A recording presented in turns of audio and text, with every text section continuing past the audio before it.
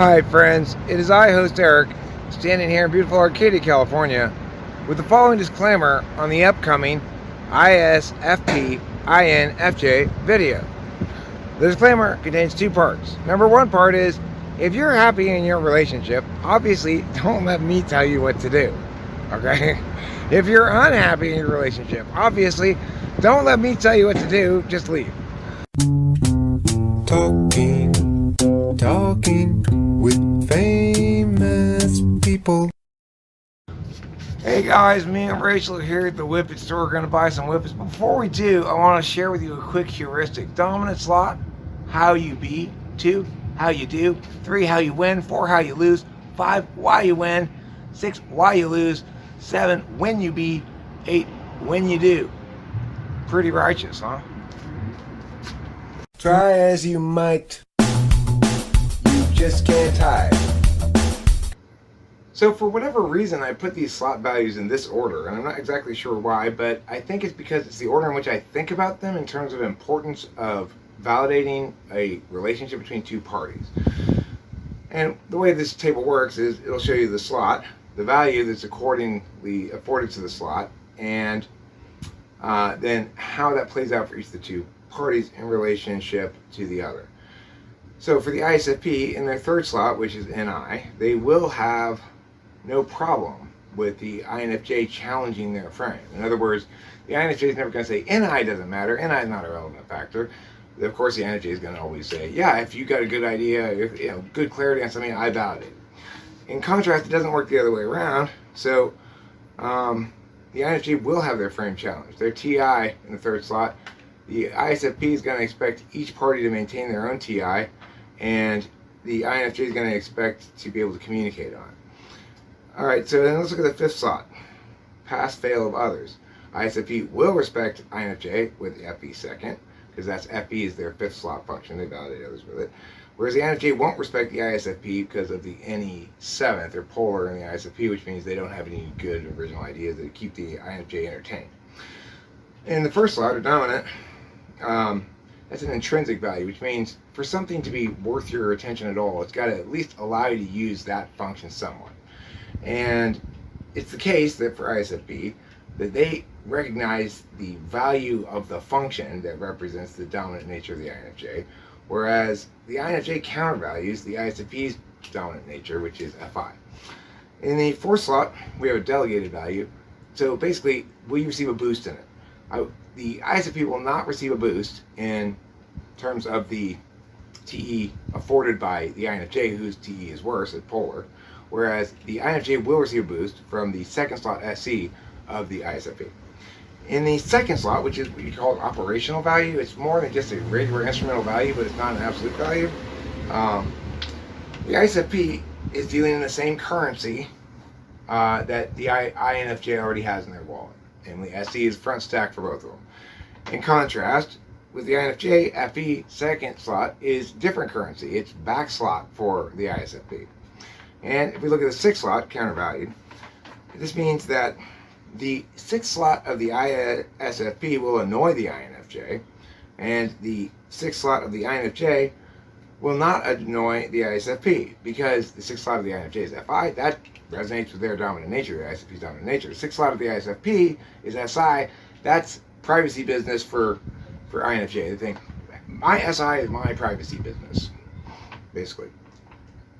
And eighth slot, balance value. So, in other words, there's not going to be any conflict between the selfish third slot TI of the INFJ with the selfish, self-contained 8th slot TI of the ISFP. But in the other way around, the 8th slot selfish contained SI of the INFJ is not okay with the ISFP demonstrative SI6. So it's when you look at how the 8th of each relates to the function of the other in wherever slot it is, then that's how that plays out. Try as you might, you just can't hide.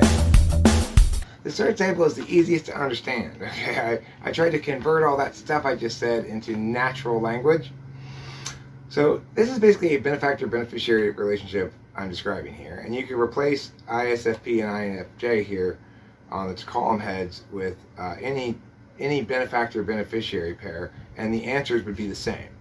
So I am comfortably selfish with the other. I can be comfortably selfish. So can I be selfish in the ways I want to be selfish and not get shut down for it? With the ISFP, the answer is yes. The INFJ, the answer is no. I can see my partner's value in the world. So I basically resonate with their intrinsic value as something worth intrinsically valuing. For the ISFP, that's yes. For the INFJ, that's no. I am at ease with the other's nature. The ISFP is at ease with the INFJ's nature. The INFJ is not at ease with the ISFP's nature. Now, note, the INFJ is the beneficiary half of this. And that's how it works. The beneficiary feels a lot less at ease in this relationship than the benefactor, because the benefactor has all the power. I will receive help where I want to hand stuff off to people, right? ISFP, no, they won't get help from INFJ, but ISFJ will get help from ISFP. That doesn't help the overall relationship very much, because ISFP already has all the power and all the other capacities too. So being the power to be the generous one, so to speak, is yet another imbalanced aspect of the relationship. I'm easily understood in my default approach. For the ISFP, that's yes, because their default approach is SE, and INFJ speaks that language. For the INFJ, it's no, because FE, and they ignore that language. ISFPs do. My partner's extra effort makes me happy. That links to the 6 slot, is the extra effort. When you got to do something extra to make sure that shit's handled, you tend to go to your 6. ISFP, yeah, my partner's extra effort makes me happy because it's the 6 slot I5 of the INFJ. For INFJ, no, because it's the 6 slot SI of the ISFP. And my partner makes me feel secure. It's all about the 8th slot, is where we are in security function, you might call it as well, our balanced value. For the ISFP, yes, because the 8th slot SI of the INFJ, the 8th slot TI of the ISFP doesn't conflict with the 3rd slot TI of the INFJ in terms of scope of authority. They both think, yeah, this is self-contained scope. In contrast, for the INFJ, not that case, because the 6th slot doesn't think it's self-contained. It thinks it's extra, outside of me, and it will impose itself on the external world as this is what I have to offer when you don't accept me in my most native, natural, convenient way. That's going to run afoul of the self-contained scope of the INFJ's 8th slot SI. Try as you might, you just can't hide. One last note. There's a little table here that shows you benefactors meow is beneficiaries meow, and then beneficiaries meow is benefactors meow. I have trouble figuring these out in my head, so this little table might help you too if you also have trouble figuring this shit out in your head. Try as you might, you just can't hide. If you want that, it's fine. I'll probably put that part of the video, this part of the video at the end. Thanks for watching. Don't forget to eat plenty of cheese. Like if you'd like to like it, and you can subscribe.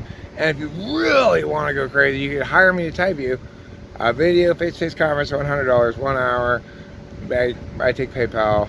That's it. And you can publish it out if you want. If you want to see examples, I have some published from people who did let me publish. So you can check that out. Thanks. Bye. Try as you might, you just can't hide, 'cause you're mistyped. And I've been waiting to pull you over all night. Type police.